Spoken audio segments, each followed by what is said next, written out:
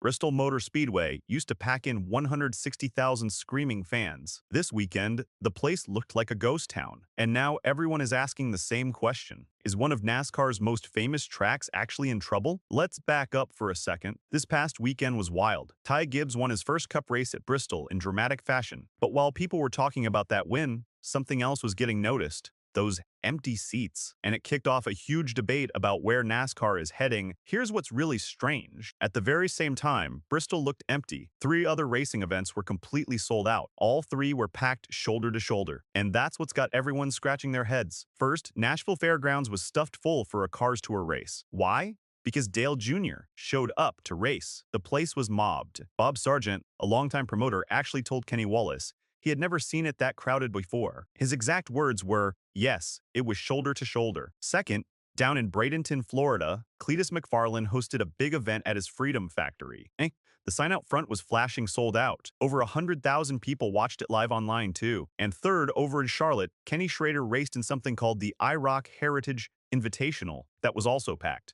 Big names like Bill Elliott, Mark Martin, Bobby Labonte, Kurt Busch, Jeff Gordon, and Ryan Newman all showed up to race these old cars from the 90s. Schrader even raced his own original IROC car from 1995. Same engine, same brakes, same shocks, everything original. He called it Play Racing and said it was a blast. The event was held at the brand new 10/10ths track, built by Rick Hendrick and Marcus Smith, right across from Charlotte Motor Speedway. Schrader said the facility was beautiful, kind of like an American version of that famous Goodwood Festival in England. Drivers were changing clothes together in a small hauler, telling old stories just like the old days. So now the big question, if these smaller throwback events are selling out, why is Bristol, one of NASCAR's crown jewel tracks, looking empty? Kenny Wallace laid out his theory pretty clearly. He said, "It's definitely a better look to have a small restaurant packed. You know, we can't get in here to eat because there's 30 people in here and it's full occupancy. That creates buzz, a line out the door, people feeling like they have to get in before it's too late." But Kenny Schrader pushed back hard on the idea that fans are craving old-school NASCAR. He said, "I don't see a dying, burning desire there for old NASCAR." He pointed out that Nashville was packed because of Dale Jr., not because of nostalgia, and Cletus McFarland's whole brand is about entertainment and excitement, not old racing memories. Now let's talk about Bristol's numbers. Schrader guessed the crowd was around 20 to 25% of full capacity. Sounds bad, right? But here's where it gets interesting. Even at a quarter full, Bristol still had way more people in the stands than a sold-out Nashville. Nashville only holds about 12,000 people. Bristol is much, much bigger. So which is better for sponsors? A small track that looks packed on TV or a huge track that looks empty but actually has more bodies and seats? Schrader broke it down simply. He said being a major sponsor at Nashville might cost around $50,000. At Bristol, you're looking at over $100,000. You get what you pay for. But then comes the tough question. Should Bristol lose a race date? Would taking away the spring race force everyone to show up for the night race in August? Schrader wasn't sure, but he did say Nashville Fairgrounds probably doesn't have a future anyway. There's no room for trucks, trailers, or even parking. Plus, a new soccer stadium was built right next door. In his words, that killed any chance to get it an O'Reilly race or a cup race at Nashville at the fairgrounds. He pointed out there's already a beautiful Nashville Superspeedway just 40 miles away with plenty of room.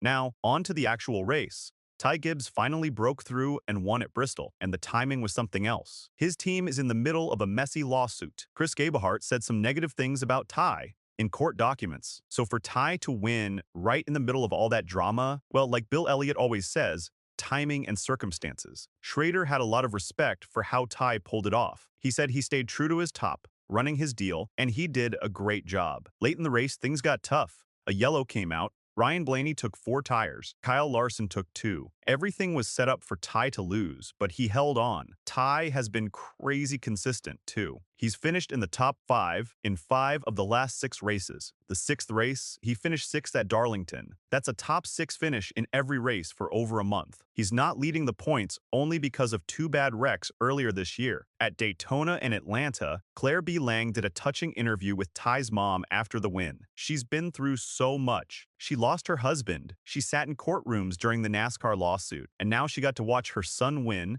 at Bristol. She said this year has felt special because the team has been under so much pressure, and that pressure has brought everyone closer together. The finish itself was a beauty. Ryan Blaney second with Kyle Larson third. You had the Blaney family racing tradition going up against the Gibbs family tradition. And clean racing. No dirty moves, just good stuff. The poll results were interesting, though. 2 hours after the race, 65% of fans said it was a good race. 35% said no. Kenny Wallace thinks the no votes came from Chase Elliott fans.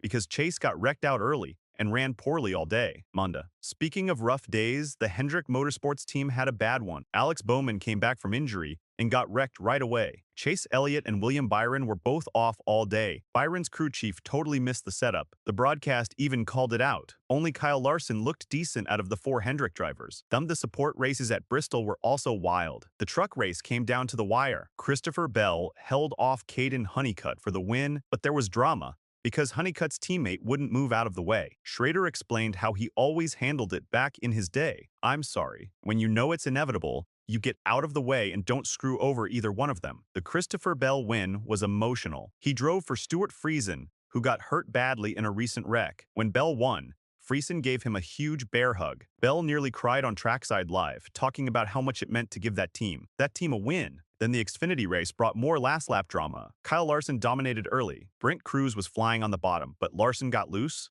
Cruz hit the wall, and Connor Zeilish swooped in for the win. All 3 races at Bristol came down to the final lap. Blendia. One thing that really shines through all this is how hard the Cup Series really is. Ty Gibbs took years to win his first Cup race. Connor Zeilish is getting criticized for not winning in Cup yet. Kenny Wallace made a great point about comparing truck winners to legends. He said, I hear a lot of people talking. You know, Richard Petty. Boy, that's that wall from the O'Reilly Auto Parts series over the Cup. It's tall